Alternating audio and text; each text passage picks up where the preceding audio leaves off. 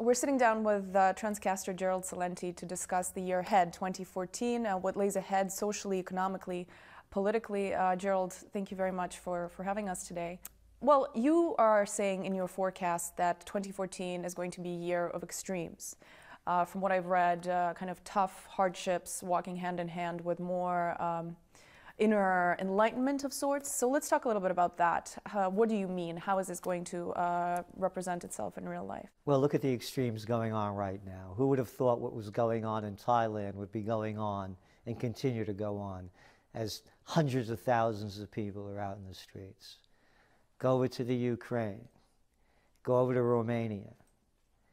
Take a look what's going on over in Syria and in Libya. Look at the unrest going on throughout Italy with the pitchfork movements.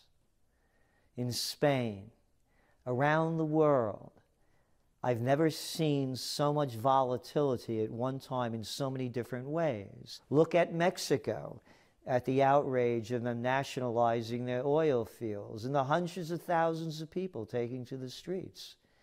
And then you start looking and you pile on the economic news.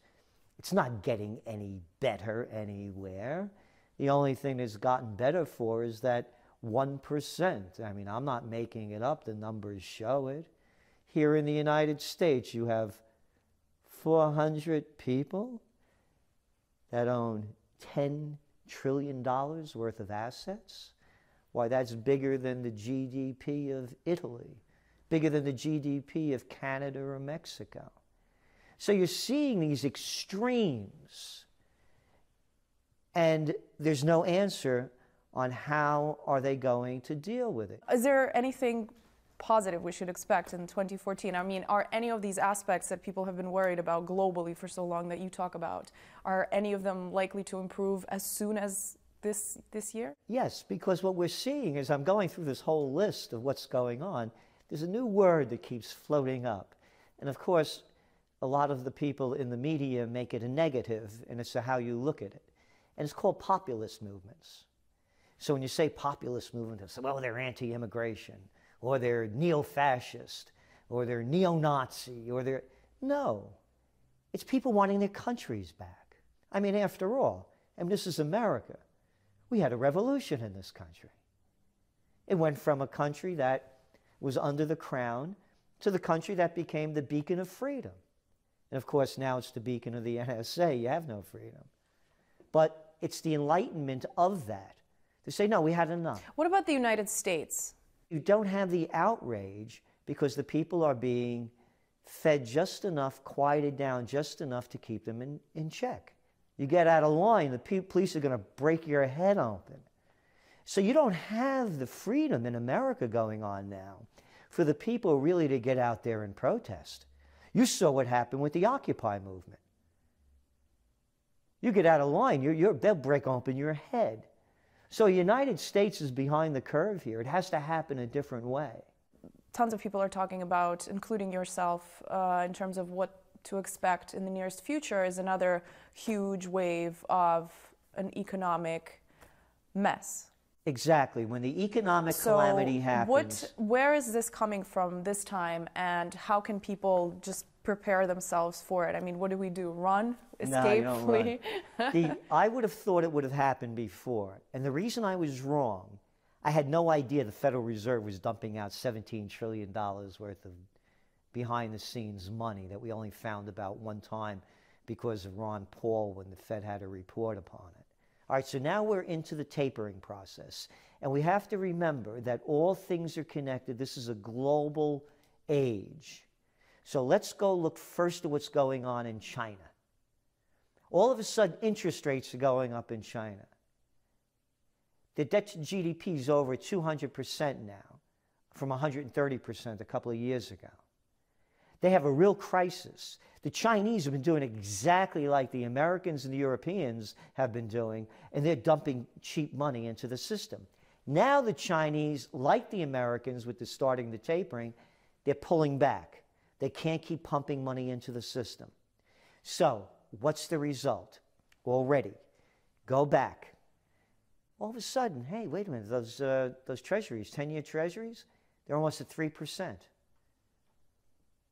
They're going up. As interest rates go up, the fake economy goes down. You know, you look like the kind of person, you could use a new automobile.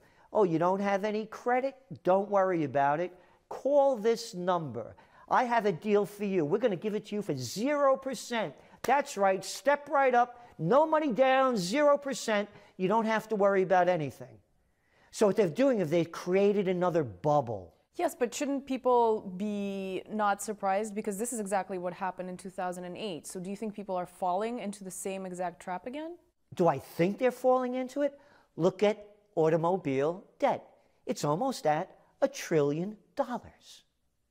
Of course they're falling into it again. It's the same scam. So this other wave, new wave of whatever crash we should expect, it can't be avoided at this point? It cannot be. They may come up with another scheme undreamed of. What can someone listening to you do about this? Just a common American or anybody in the world really affected by this? Well, you know, I still believe in gold. You know, people talk about bitcoins. Why would I want to buy bitcoins? So to me, it's going to go back at some point, it's going to go back to hard assets. So what you're looking at around the world, or you're looking at movements for people that want to take their governments back. Look what happened in the United States with this NSA thing. And you've been, the Trends Journal, you've been writing about this for years.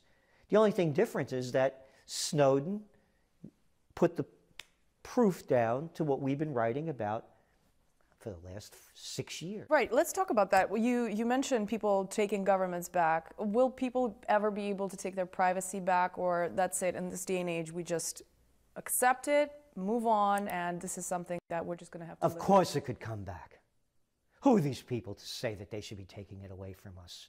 Everything that the Republicans and the Democrats are doing in the United States is diametrically opposed to everything that this country was founded upon. Who are these people that are telling us how our Constitution should be interpreted? But how does one fix that? I mean, with such a scope and such unprecedented information coming out that all of this is going on, how do people move forward? It's very simple. Everybody's upset, but and? It's very simple. You're seeing it in country after country. To me, the model that exists, that everyone, all they have to look at to see, if you want to see something work, you look at the fall of the Berlin Wall. The people didn't leave. They went out and they never left. I have a slogan, by the way. Stay home, don't vote. Why would I want to vote for one of the corrupt parties for? Well, we're getting all excited about the upcoming elections. Will it be Hillary Clinton or will it be Christie? Will it be Biden? Will it be Ryan? Will it be Larry Moe or Curley? Will it be Abbott or Costello? What self-respecting person could look up to these people? And there are a lot of people that are ready for a change to happen. And I believe it's starting to happen. When people lose everything and have nothing left to lose, they lose it.